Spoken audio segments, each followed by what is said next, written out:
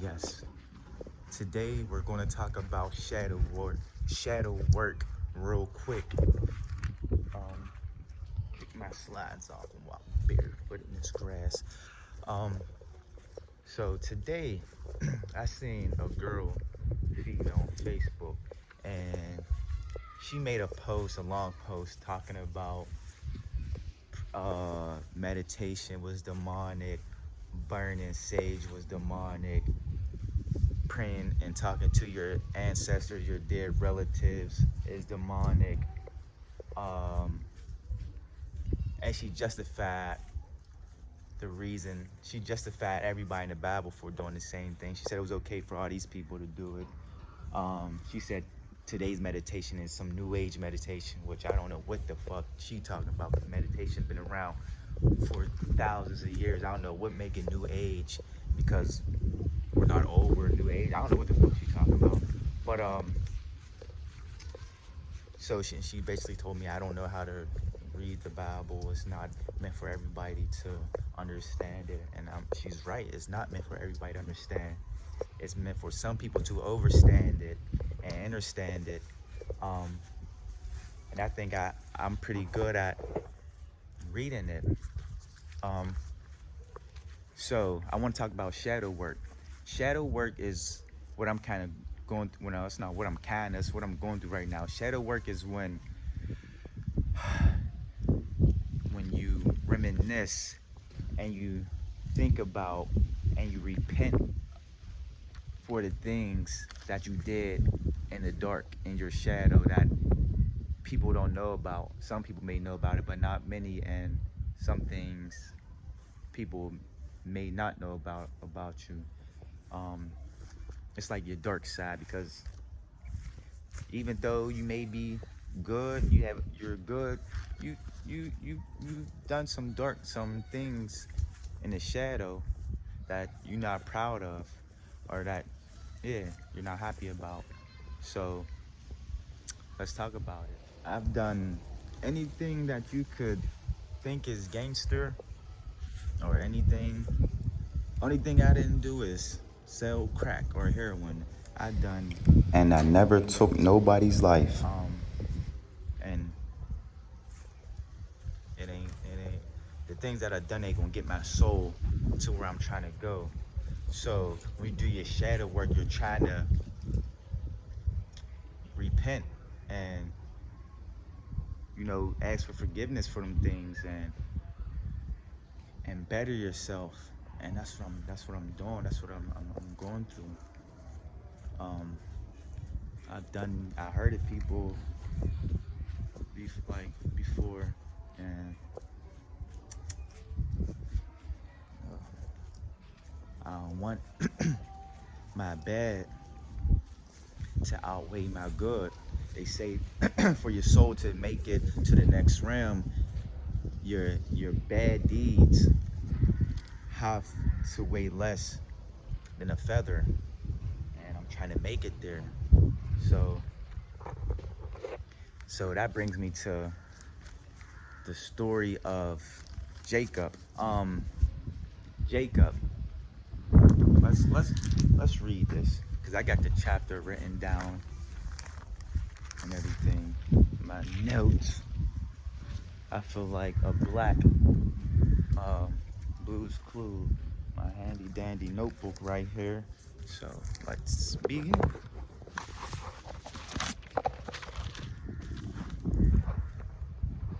This is Genesis chapter 32, verse 22 through 32. That night Jacob took his 2 wives, 11 sons, and 2 female servants, and crossed the ford to Jabbok.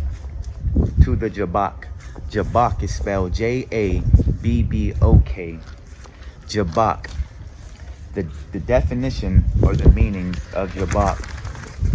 Fucking wind is blowing.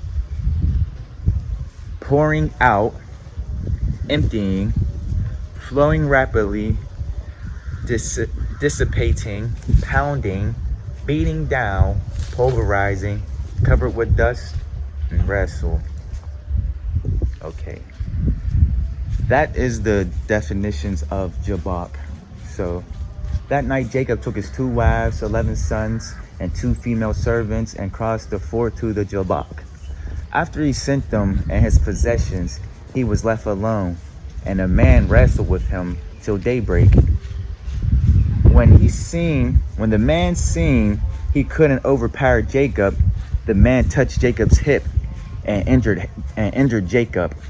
Then the man said, "Let me go, for it is daybreak." Jacob replied, I will not let go unless you bless me." The man asked Jacob his name. "Jacob," he answered. The man said, "Your name will no longer be Jacob.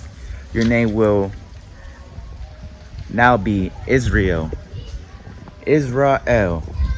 because you have struggled with God and humans and overcame them."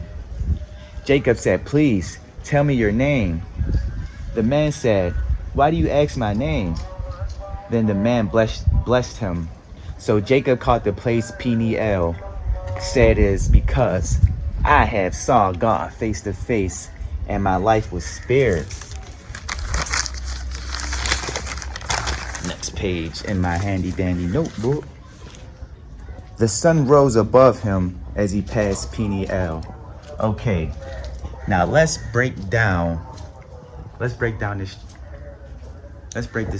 chapter down, these verses down. So Jacob, he sent his family away, right? These clothes are still here. It's been 3 days. So he sent his family away, and he was by himself, and a man wrestled with him. Who was this man? Where did this man come from? There was no man. Jacob was doing shadow work. He was alone by himself, meditating, doing his shadow work, and he wrestled with himself. This is why the man asked him, when Jacob said, "Please tell me your name," the man said, "Why do you ask me my name?" He asked him, "Why are you asking my name?" Because he's saying, you know who it is. It's you. You're looking at yourself. And he named the place Peniel. Pineal. The pineal gland is right here. Peniel, pineal. He named the place the same thing that's in your head, your first eye. Some people call it your third eye. This is your first eye. This is the eye that you used to use to speak before we use language. We used to use the first eye to speak using telepathy. We spoke to animals and everything, using our first eye. He named him Israel. Israel comes from Egyptian gods. Isis, Ra, and El are all Egyptian gods. Isis is the Greek word, the Greek name for Aset, which is Isis. But in Egyptian African culture, her name is Aset. The Greeks took it and changed their name to Isis to fit their language. And Ra is also an Egyptian African deity, and so is El. Matter of fact, let me read it, y'all.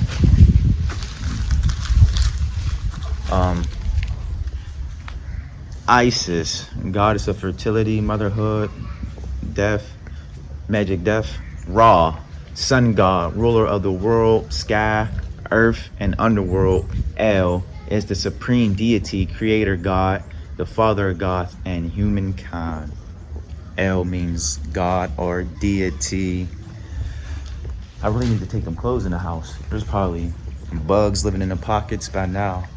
You're asking my name when you already know who I am. I'm you. You're doing shadow work right now. You're meditating. You opened up your third eye. Now you see you're a god. Because where did this man come from? This man just popped up out of nowhere, start wrestling with him. It's because he was battling himself. So, man, I love y'all. Stay woke. Stop sleeping out here. There's no time to be asleep. Peace.